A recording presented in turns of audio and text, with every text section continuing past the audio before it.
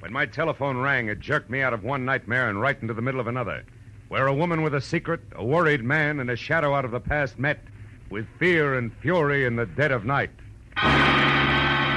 From the pen of Raymond Chandler, outstanding author of crime fiction, comes his most famous character as CBS presents The Adventures of Philip Marlowe.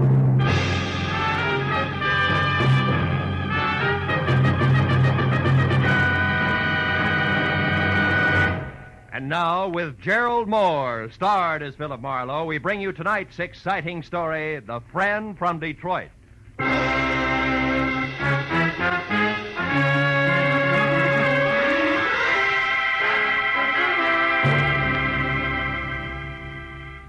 was a wood nymph dressed in nothing but a veil of dewdrops. She was pirouetting from one huge bluebell to another on gossamer wings. And with every turn, she smiled and came closer.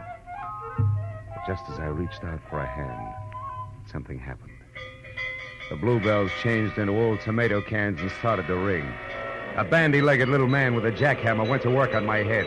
I fell over a cliff, and just before I landed on a red-hot pile of broken Scotch bottles... Oh, I woke up. But the jackhammer didn't stop. I switched on the light and looked at my watch. It was 1 in the a.m., and the phone on my bed table was screaming for an answer. Hello? Marlowe, this is Dave. Betty's gone. She's in trouble. You gotta help me, Marlowe. You gotta come over to my apartment right away. Wait a minute. Who is this? Dave Pryor. I run the coffee joint on the corner. You know me. Yeah, sure, Dave. I remember. What's the matter? My wife, Betty, she's gone. You gotta help me. Dave, it's 1 o'clock in the morning. I'm in bed. Besides, you know I don't monkey with family quarrels. It's not like that, Phil. Believe me, I'm scared for her. Phil, please, come over to the apartment. 2000 Beechwood right away. It's a matter of life. Okay, I'll be there in 10 minutes.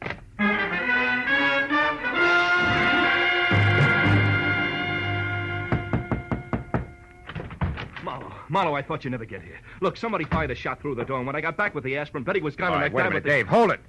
I'm not even awake yet. Look, sit down. Take it from the top. Slow. Yeah, okay. Maybe it started this morning at the coffee joint when a fancy guy came in and talked to Betty. She waits on the table. Yeah, I know. What do you mean, fancy? Well, a slick dress, a cufflink, stick pin, all that. I didn't know him, and Betty tossed him off to me as a masher. Maybe he was, but she seemed upset. Slower, huh? Oh, yeah, sure. Well, tonight about 9, another guy came in, a chunky bird with a deep voice. Betty had just got back from shopping, and I was in the kitchen. See, when I heard a tray of dishes fall and Betty came back, white as a sheet, she was scared, Phil, scared stiff. Hey! Oh, I'm sorry. All right. Go ahead. I looked out, and that chunky guy was leaving. Betty insisted he had nothing to do with it, that she was just nervous. Was somebody else in the place at the time? Let's see. Some Tribune reporter that comes in every night was up at the counter. He was the only one. And Betty stayed on the job till you closed, huh? Yeah, till midnight. But, Phil, she was in a bad shape. Mm-hmm. After we got home here, she sent me out with some aspirin. I was only out for 15 minutes, Phil. When I came back, she was gone. And look, this bullet hole in the glass doors of the backyard. Somebody out there shot at her and maybe hit her or something. All right, Dave, steady. Now take it easy. You and Betty have a gun? No. Why? Well, in the first place, the bullet went out through this glass. It didn't come in. And another thing, Dave, who did you call tonight after you phoned me? Why, nobody. Phone directory on the dresser here is open to the B's. Boone to wardrobe. Mean anything to you? No, I didn't even realize it was over there. I looked you up in the classified. Mm-hmm. Okay, come on. Let's take a look in the backyard. Any light out there? Yeah, I rigged one up for the barbecue.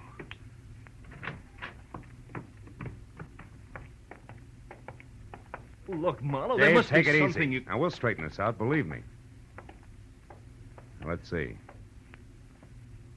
Line of sight seems to run somewhere between the barbecue and the gate. No footprints, though. Maybe... Marlowe. Marlowe, here by the tree. It's a hat. Gray snap brim, initials VR on the sweatband. VR. Mean anything to you? Oh, I know.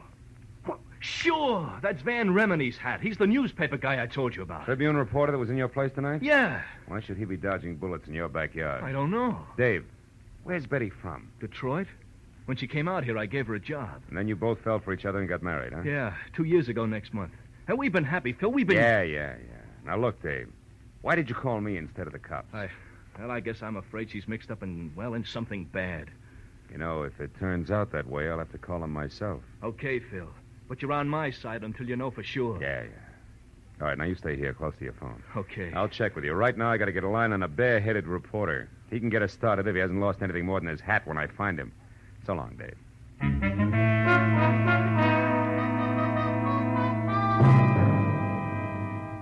reporter's hat, 2 strangers, and a bullet hole somehow added up to the fast fade of a hard-working kid named Betty, whose husband's only claim to fame was selling the best cup of coffee in town. It made no sense, but as I walked up the street toward my car, I figured that through Van Remini, I could get to the first answer. I was wrong. The first answer got to me. A thick hedge suddenly sprouted arms. One jerked me around while the other held the cold throat of a .45 against my throat. Your car registration tag says your name is Philip Marlowe. No kidding.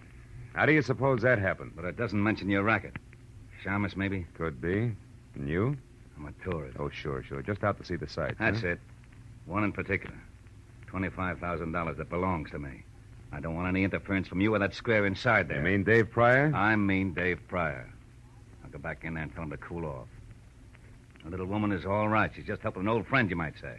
Might I say you're the friend? Never mind. Unless Mr. Jitters in there kicks up a fuss, everything will be fine. Betty knows what she's doing. She's got a lot of talent for it. Too much to waste slinging hash. And remember what I said, Marlowe. Lay off. I'll remember more than that about you, Foghorn. Just remember to count 10 before you move, boy. Well, there's no point in trying to outsmart a .45. And with 3 steps, Foghorn vanished in the night. Also gone was a big chunk of my respect for a doll named Betty Pryor and a taste in old friends. Just so I wasn't jumping to conclusions, I went to my car and drove down to Hollywood Boulevard. At the first all-night gas station, I stopped and put in a call to the Tribune, where a guy on the desk told me, through a mouthful of mangled cigar, that unless Remini was at Bungalow 24, Beverly Crest Hotel, covering the murder of an ex-Detroit hood, he was fired. Then he hung up. But the one word Detroit made the call a jackpot, so I headed for the hotel on the double. It was pink and Spanish and squatted in a grove of well-behaved palm trees at the edge of a domesticated jungle, which gave the illusion of privacy to a string of bungalows that weren't. But number 24 had all the privacy of a glass-faced cutaway beehive when I pulled up in the middle of 2 squad cars and an ambulance and went inside. Sprawled on the floor in front of a desk was the very well-dressed Exhibit A, complete with cufflinks and stickpin, and presiding as usual was Detective Lieutenant Ibarra, who didn't see me until I walked up beside him. What are you doing here, Marlowe? I can smell blood clear across town. What's the story, Ibarra? The name is Spec Willard, a gambler from Detroit. Retired out here to California a few years back to play horses and women. He was shot to death at about 8 o'clock tonight by a person or persons unknown. Another gang job? No, I don't think so. Looks more like armed robbery that'd get out of hand. How so? We found a currency wrapper from a local bank that read $25,000 in an open drawer in the bedroom. And one of the bellhops saw a woman, unidentified so far, run out of here about the time the coroner says that Willard was shot. A woman? Yeah. That fits because he was known to be quite a nightclubber and general playboy. You wouldn't happen to know something about this woman, would you, Marlowe? Me? Certainly not. No, I'm after a man, a live one, I hope. Mm-hmm. Well, look, Marlowe, take this nickel. In case you should just happen to hear something, I want you to spend that on a phone call to the police department. Now, who is it you're looking for? A Tribune reporter named Van Remini, you know him? Unfortunately, that's him over there, the sticky-fingered one by the window, swiping that book of matches just now, the one without a hat. Oh, yeah, I know. Thanks, Lieutenant. I'll see you. Hey, Remini, can I talk to you a minute? Yeah, sure. What's on your mind? I'm Philip Marlowe, private detective. Well, don't apologize. What's up, Marlowe? Know a girl named Betty Pryor? Pryor? Mm-hmm, yeah. Yeah. She and her husband run a one-arm joint on Franklin, don't they? That's right, Remini. I understand Betty got into a little trouble tonight. Heard about it? Nope. Wouldn't worry, though. Trouble's not new to Betty.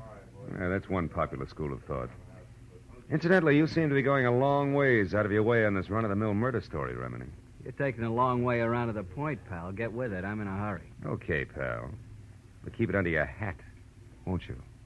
The gray one, I mean. Oh, so that's how Yeah, that's the way it is, yeah. Now, do you mind telling me what you saw in Pryor's backyard tonight? You name it. Shall I play dumb or lie? Suit yourself. See, my press card's just as good as your license, sweetheart. It gets me in, gets me out again. In my dodge, that's called reporting. Remini, I'll squeeze the truth out of you eventually. I'm sorry I can't wait. I've got a deadline. Anything else? Yeah, one thing, a match. Yeah, sure, Marlowe. Anytime. Thanks. Mm-hmm. And, Remini, Yeah? don't hang on too long, huh? Liable to singe your pinkies. The reporter blew out the match and looked at me steadily for a moment. and his lips shaped a word I ignored. Then he walked away. I had seen enough of the book of matches he'd stolen to know it was from the Star-Kissed Room, a glossy, glass-roofed dine, dance, and drink emporium near Arthur Murray's studio on Wilshire Boulevard. So I made like I was in for the night and watched Remini leave. All the way to his car, he kept looking back over his shoulder as if he expected to be followed. I waited till he was out of sight, and then I headed for Wilshire in the Star-Kissed Room. But when I got there, it was closed. Remini's car wasn't in the neighborhood, and the only thing that kept the trip from being a total loss was a spotlighted picture. 10 feet square of a sultry, svelte chanteuse labeled Carla Borden, whose come-on-in smile and almost costume was a cinch to increase the accident rate of the block by 20%. But then I took another look at her name and got back to business. It started with a B, as in phone book, opened to Boone and Bordeaux.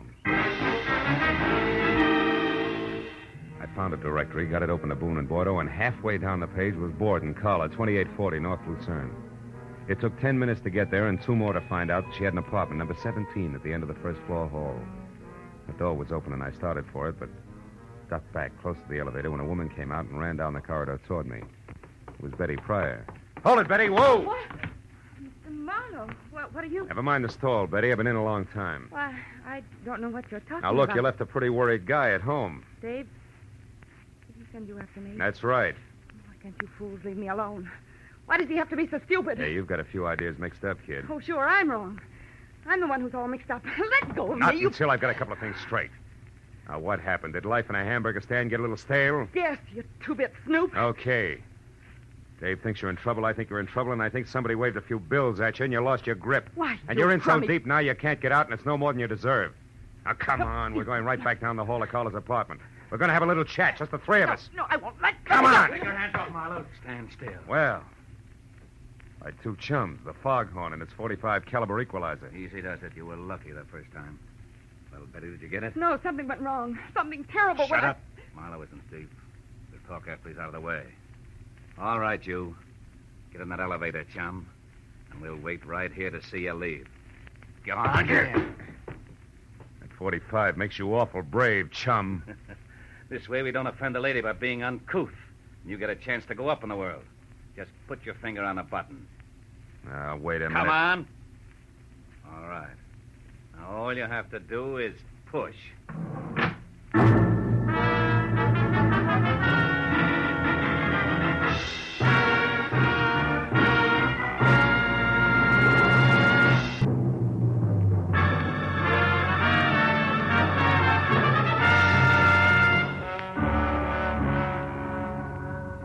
My cage on cables was 10 exasperating seconds getting to the next floor. And I was another 10 getting free of it, back down the stairs and out into the dark street where the red splash of a taillight disappeared around a corner. And that was all that was left of Foghorn and company.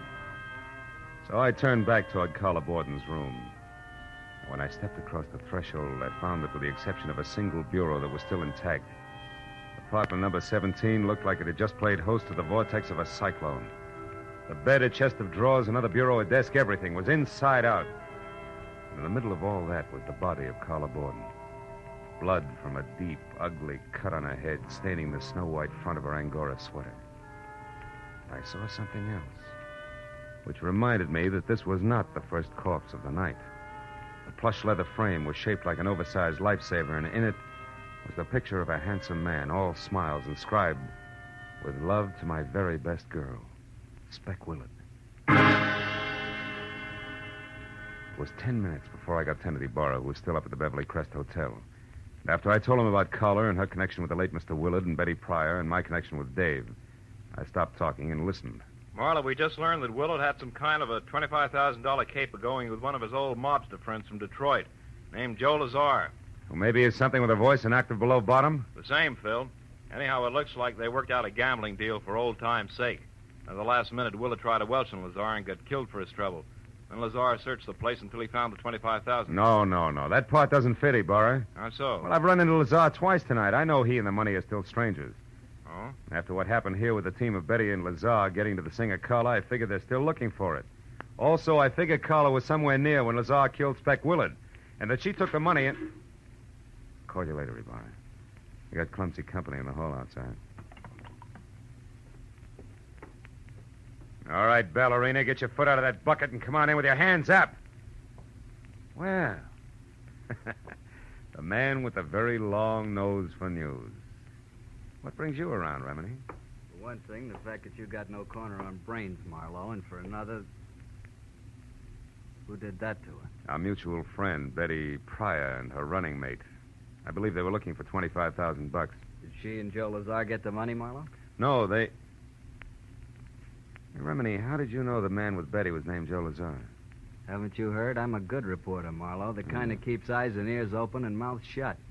It isn't until I know the whole story. Which, as far as you're concerned, is precisely what? That I happen to be... You happen to be? That I happened to be in Dave's restaurant early this evening, where I recognized the only other cash customer as Joe Lazar, an out-of-work mobster from Detroit. He said something to Betty that scared her right out of a tray of dishes, so I figured I'd find out what was going on. I've been in on the show ever since. Yeah, including a corny blackout up at 2000 Beechwood Drive where you lost your hat running away from a bullet. That's right. Yeah. And just so you don't toss and turn when you get around to going to bed tonight, I'll fill in the rest.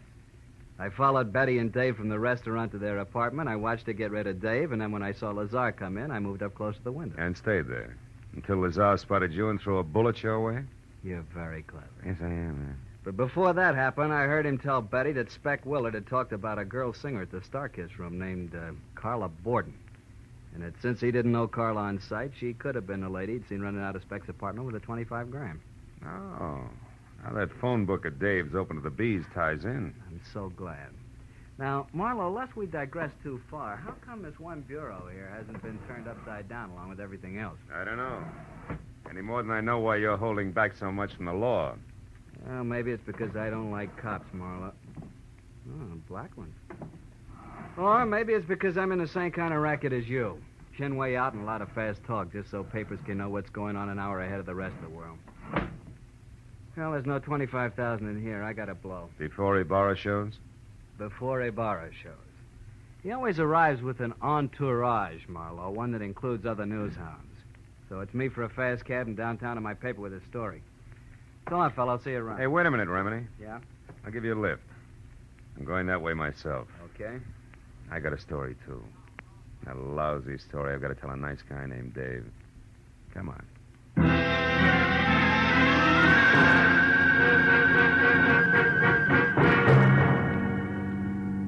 All the time we drove, Remini half-faced me and smoked one cigarette after another while he rattled on about Joe Lazar. The great story he had and a lot of other things I didn't hear because from here to there. I was busy trying to find the right words with which to tell Dave Pryor that his wife was no good. So when we were about halfway to Beechwood Drive and Remini, who was pushing close to his deadline, decided to get out and phone his story in from a drugstore, I was glad. So long, Marlowe. A second after that, I knew I was kidding myself. Because even with just silence for company, I was still no place with the right words. 10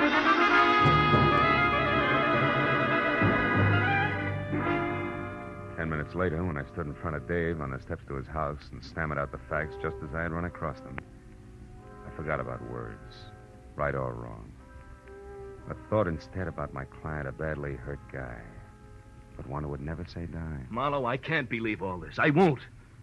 Tell me, where's Betty now? I don't know, Dave. Now, look, maybe we ought to head for police headquarters because sooner or later we're each going to have a story to tell Lieutenant Ibarra. Come on, my car's over here. Oh, okay, Phil. I guess that's the only thing to do, all right. Yeah, I guess so. Here. Better have a cigarette, David. Oh, thanks. Kid, we'll try to make this as painless as we... As we what, Marlowe? What is it? Hmm? Well, what are you staring at? Front seat. But I don't see anything, Phil. What is it? What Shut are you up, staring Dave. Shut up. Give me a minute, will you? Yeah. Yeah, sure. Come on, Dave. Pile in. But why, Marlowe? Where are we going? Starkiss room to play a long shot.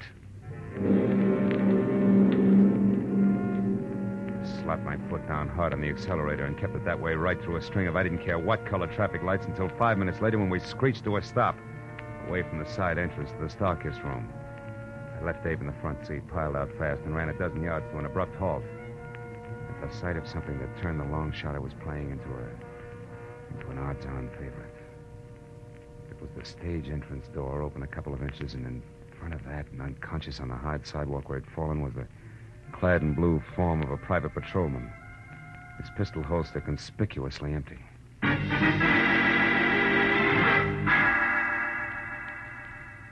Inside, I slowly picked my way along an L-shaped corridor until I saw a shaft of bright yellow from a flashlight that was moving away from a door marked Carla Borden. It brought me up short and flat against the wall. But then as the man on the other end of the beam of light moved away from me, I got a very steady grip on the .38 in my pocket and started after him. A minute later, he entered the main room of the club, and it was there, as he started across the glass-ceiling dance floor, that I recognized the very self-confident gait of a very self-confident guy. And that made the next move mine. Bar's closed, Remini, and don't move, Buster. I'll blow your head off. Ah, looks like you're making news this time, good reporter. Or isn't that package in your hand the 25 grand you just found in Carla Borden's dressing room, huh?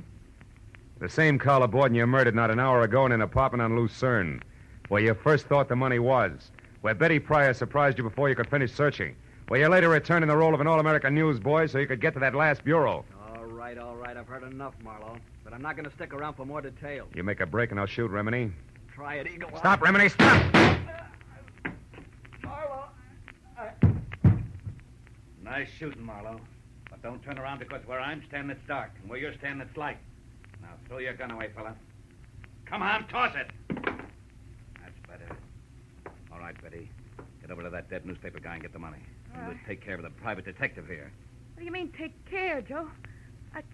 I can't go along with murder. Speck Willard's death didn't seem to bother you any. Shut up, Marlowe. Speck Willard. Joe, you killed... Yes, I killed Speck, that Welcher. 8 o'clock tonight. And I had to stay undercover, but still get my hands on the money. So, I came to you for help. I didn't tell you about the killing because I didn't think you'd play ball if you knew about it. Now, all that's history now, and I'll still go to your dear husband, Dave, and talk lots about the kind of cheap kid you used to be in Detroit if you don't get moving. Now, what do you say, Betty? I say no, Joe. I also say I made a mistake in the first place, letting you use me to run your filthy errands, just so the guy I love wouldn't have to know about the kind of people I once ran around with, before I had any brains. All right. That's the dumb way you want it. That's the dumb way it'll be. Taking care of 2 years is much harder than taking care of one. What about 3, Lazar? Dave, stay back! No, Marlowe, no. I've stayed back too long already. I've stayed back while Betty has been risking her life to protect what we've got. If you take another step, I'll shoot, kid. I warned you for the last time. Stay back. No, Lazar, I won't. You thinking scum, Lazar? Oh, Dave, you're hit. Yeah. But I'll be all right. I'll be all right now, Betty.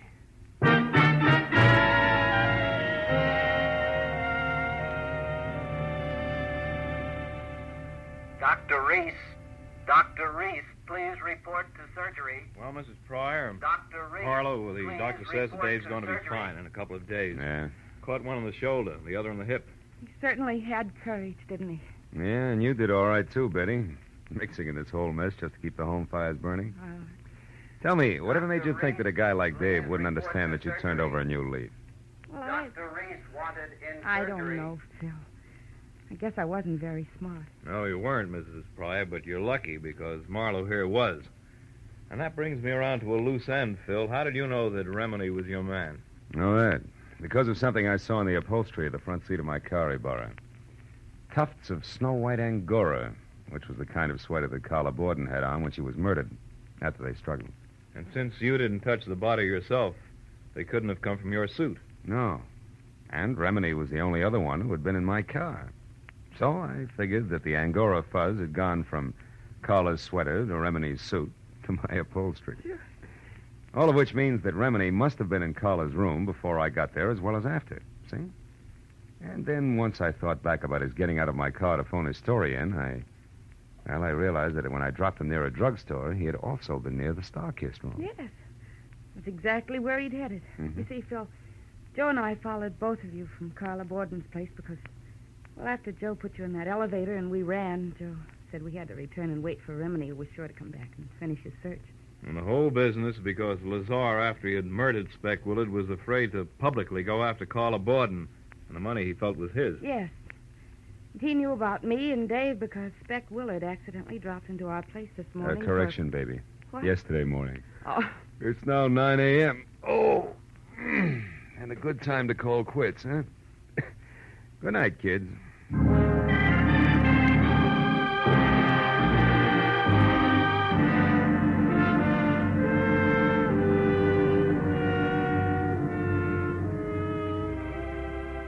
time I got back to my apartment on Franklin, it was 10:30 in the too bright morning. I was sporting sandpaper eyelids and a knot in the small of my back that felt like a wet dish rag. Oh, but once I had all the shades down and was undressed and in bed, I forgot about that. And I thought instead of the wood nymph dressed in nothing, with a veil of dewdrops. But then suddenly I stopped. The telephone. I got out of bed. I picked it up with both hands, opened the dresser drawer, and jammed it deep under all the socks I owned. And then I got back to bed. And the wood nymph, in her veil of dewdrops,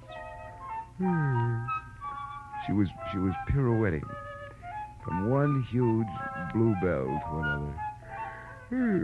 Oh, my. On gossamer wings.